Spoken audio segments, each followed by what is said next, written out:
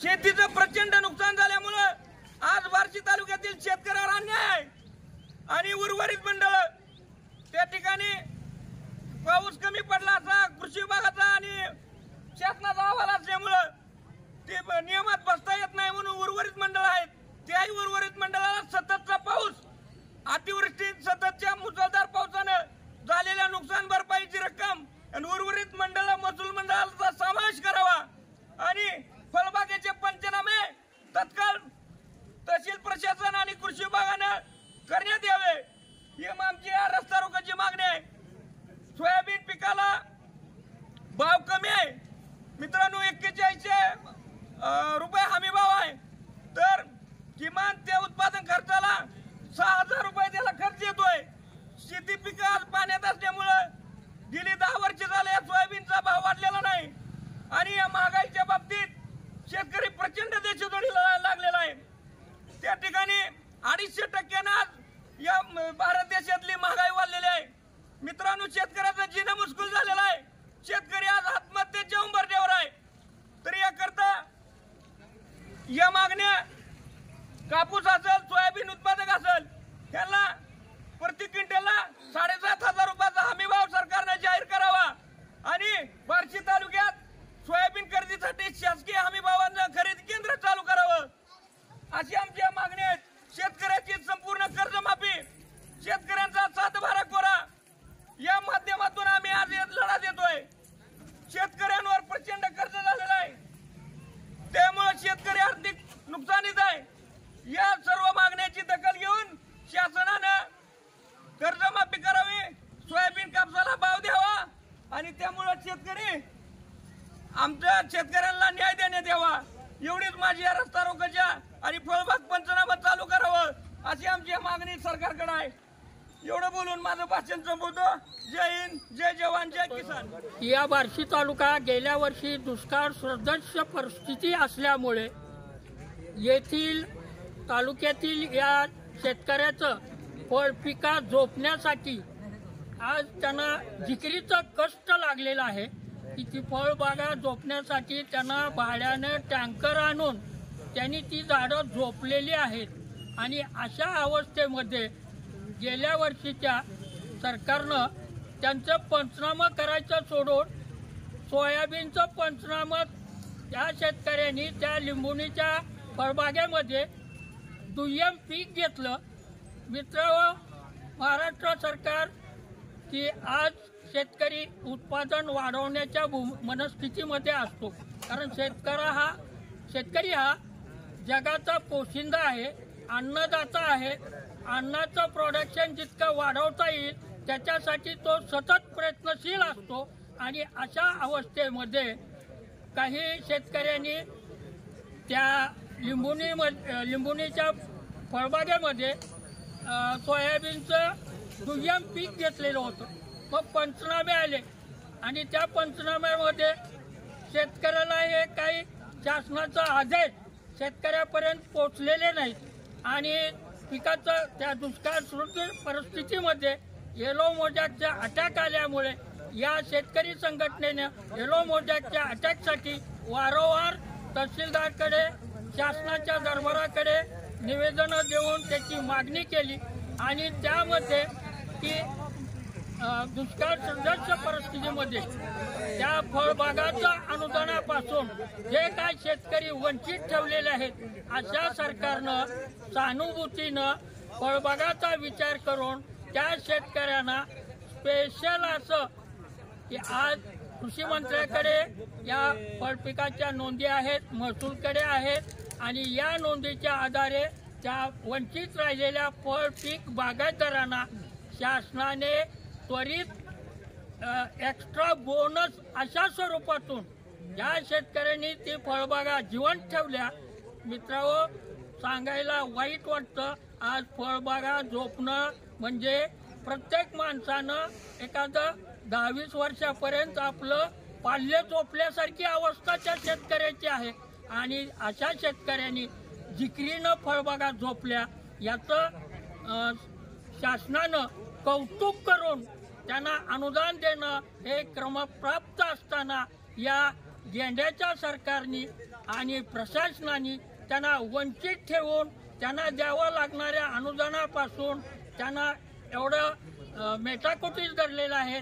मला सांगावंसं लाज वाटते प्रशासनाला आणि शासनाला. अहो, शेतकरी एवढा नागडा झाला, एवढं वस्त्रहरण त्याचं तुम्ही का करताय? आज त्याची परिस्थिती काय झालेली आहे? आज शाळेत पाठवायला विद्यार्थ्यांना, मुलांना शिक्षणाचं ओझं त्याला पेलनाचं झालेलं आहे. या गोष्टीचा सहानुभूतीनं विचार करून या वर्षीही आम्ही शेतकरी संघटनेने सतत पावसामुळे प्रत्येक फळपिकाचं नुकसान झालेलं आहे. काही पपयासारख्या वनस्पतींना, द्राक्ष बागायला, द्राक्षाच्या झाडांना अहो जमिनीतून त्याच्या मुळ्याची वाढ खुंटल्यामुळे वर्णमुळ्या चालू होऊन त्या पिकाचं नुकसान झालेलं आहे. आणि अशा अवस्थेमध्ये आताही शेतकऱ्याचे पिकाचे पंचनामे केलेत आणि फळबागा वंचित ठेवलेत. या सरकारला काय म्हणावं? अहो, तुम्ही शेतकरी आहात का? यावरूनच आपल्याला समजतंय की आज माझं शेतकऱ्या भावाची, फळपीक बागायतदाराची काय अवस्था आहे. अहो, प्रत्यक्ष या ना शेतावर. तुमचं शासनदारी म्हणते आणि तुम्ही येत नाही. याचा अर्थ काय हो? तुम्ही कसं काय घोषणा काय वाटताय काय?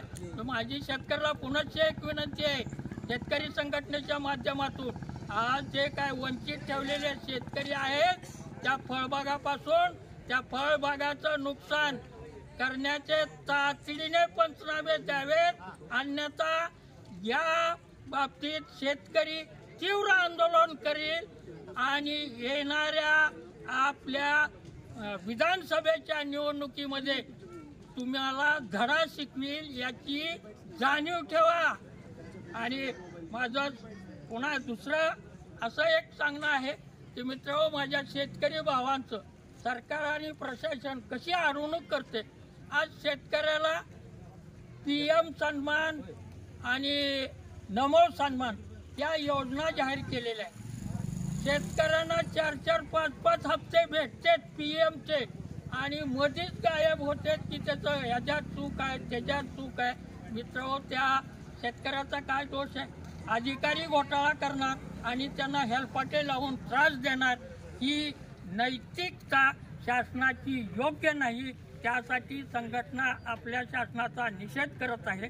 आणि हे जे शासन आहे त्या शासनाच्या प्रशासनाच ऐकत नाही. गेल्या कित्येक वर्षे त्या कृषी खात्याचा आणि महसुलाचा भांडणाच्या याच्यामध्ये 5-6 महिने झाले शेतकऱ्याचं सगळंच बंद ठेवलं. निवडणुका जवळ आलेलं दिसलं, पुन्हा उकरले. आता कृषी खात्याकडे दिले. त्या शेतकऱ्याला ब फार्म, अ फार्म, शेतकऱ्याला ह्याचं काही देणं घेणं नाही. सरकारला मी पुन्हा सांगतो, अहो, एका गावात एक तलाठी होता. 4-5 गावात 4-2 वर्षापूर्वी एक तलाठी राहायचा. ग्रामसेवक 2-4 गावात राहायचा. अहो, कृषीचा एक कुठंतरी एखादा राहायचा. एवढी कमकुवत व्यवस्था असताना ही सगळे पीक पाण्याची कामं काय असेल ती सर्व अधिकारी करत होते. आज मित्रांनो, एका गावाला एक तलाठी आहे, एका गावाला एक कृषी अधिकारी आहे, एका गावाला एक तलाठी आहे आणि या प्रत्येकाला 2-2, 4-4 मदतनीस आहेत. इतका असताना आज आमच्यासारख्या अनपढ अनाडी माणसाला शासन आम्हाला कामाला लावतोय. हे 4-4 अंकी पगारी देऊन वळू पोस्टेची ती कुणाची लेकरायची हो? शेतकऱ्याचीच आहे ती. पण प्रशासनानं एवढं काय सांगितलंय की त्यांना संघटना झाल्याची कुठेही त्यांनाच हे करण्याची साथ दिलेली आहे. शेतकरी संघटनेचा प्रदेशाध्यक्ष शंकर गायकवाड, आज आम्ही चिकरडे येथील बसस्थानक चौकामध्ये रस्ता रोको आंदोलन केलेलं आहे, बार्शी धाराशिव रस्त्यावर. मी या ठिकाणी महोदय सरकार आणि आयुक्त सर्व शासकीय अधिकाऱ्यांना, सचिवांना, मंत्र्यांना सांगू इच्छितो, आज आम्ही विविध मागण्यासाठी या ठिकाणी आंदोलन केलेलं आहे. त्यामध्ये बार्शी तालुक्यातील चालू जी अतिवृष्टीची आणि सततधारीची नुकसान भरपाई आहे ती सरसकट सर्व फळबागेची सर्व शेतकऱ्यांना त्या ठिकाणी मिळणं गरजेचे आहे. दुसरी मागणी म्हणजे पूर्वी जसं पीक विम्याचे वैयक्तिक पंचनामे करून नुकसान भरपाई दिली जात होती, तसं सॅम्पल सर्व्हे न करता वैयक्तिक त्या ठिकाणी पंचनामे करून नुकसान भरपाई मिळाली पाहिजे. आणि अशा विविध स्वरूपाच्या मागण्या त्यामध्ये केलेल्या आहेत. तर फळबागे जर दाखवून फळबागेस त्या ठिकाणी नुकसान भरपाई मिळाली पाहिजे, अशा विविध सर्व मागण्या घेऊन आज आम्ही या ठिकाणी आंदोलन केलेलं आहे.